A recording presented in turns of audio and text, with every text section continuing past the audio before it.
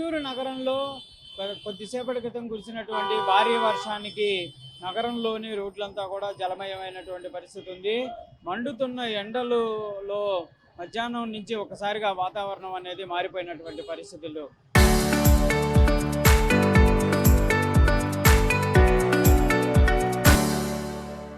ఒక గంట పాటు కురిసినటువంటి భారీ వర్షానికి రోడ్లలో మూడొంతలు ఏదైతే గుంటూరు నగరానికి ప్రధాన రహదారిగా ఉన్నటువంటి మూడొంతలంతా కూడా ఈ మురికి నీరు మయమైనటువంటి పరిస్థితులు ఉన్నాయి.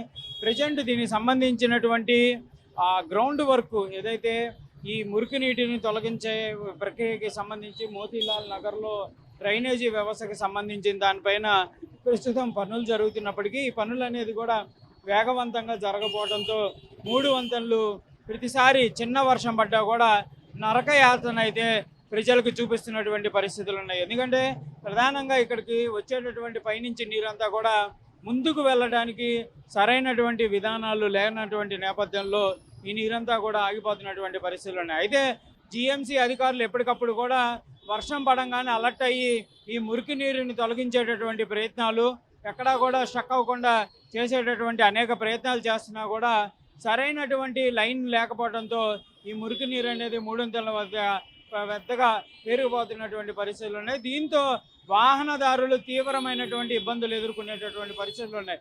వాహనాలు మూడు వంతెనల దగ్గరికి లోపలికి రాగానే ఆగిపోవడంతో అక్కడి నుంచి తోసుకొని వెళ్ళాలి. ఆ తర్వాత అవి కదిలేటటువంటి పరిస్థితి కూడా ఉండేటటువంటి పరిస్థితి లేదు.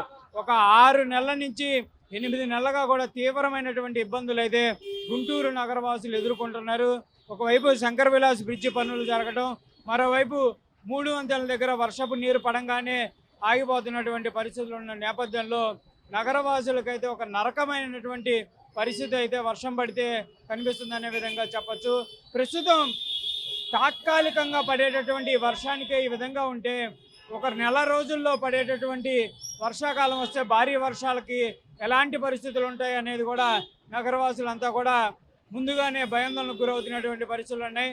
పూర్తిగా ఈ మూడొంతెనలకు సంబంధించినటువంటి డ్రైనేజీ వ్యవస్థకు సంబంధించి ఏదైతే పనులు ఉన్నాయో వాటిని అంతా కూడా వేగవంతంగా చేయాలనే విధంగా కూడా డిమాండ్లు వినిపిస్తున్నటువంటి పరిస్థితులు అయితే కనిపిస్తున్నాయి. ప్రస్తుతం మూడు వంతెనల దగ్గర అయితే భారీగా నీరు చేరుకున్నటువంటి పరిస్థితులు, దీంతో తీవ్రమైనటువంటి ట్రాఫిక్ ఇబ్బందులు అయితే నగరంలో కనిపిస్తున్నాయి.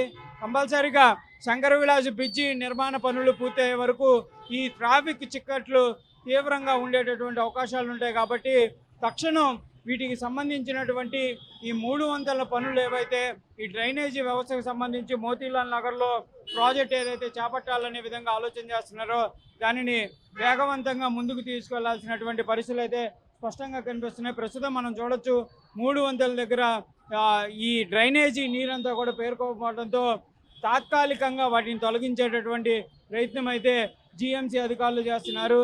కానీ చిన్న వర్షం పడ్డా కూడా తీవ్రమైనటువంటి ఇబ్బందులు అయితే నగరవాసులకైతే కనిపిస్తున్నటువంటి పరిస్థితులు ఉన్నాయి. కాబట్టి కంపల్సరీగా ఈ డ్రైనేజీ వ్యవస్థకు సంబంధించి మూడు వంతెనలకి సంబంధించినటువంటి అంశాల్లో వెంటనే చర్యలు తీసుకోవాల్సినటువంటి పరిస్థితులు అయితే స్పష్టంగా కనిపిస్తున్నటువంటి పరిస్థితి అయితే ఉంది. ఏదైనా కూడా రానున్న వర్షాకాలానికి కనుక ఈ పనులు కనుక పూర్తవకపోతే నగరంలో తీవ్రమైనటువంటి ట్రాఫిక్ ఇబ్బందులు, నరకయాతన అయితే ప్రజలు చూసేటటువంటి అవకాశం ఉంది. కాబట్టి ప్రభుత్వం సత్వరం ముందుకు వెళ్లాల్సినటువంటి అంశంగా కనిపిస్తుంది. కెమెరామెన్ మనోజ్తో సాయి శంకర్, గుంటూరు నుంచి.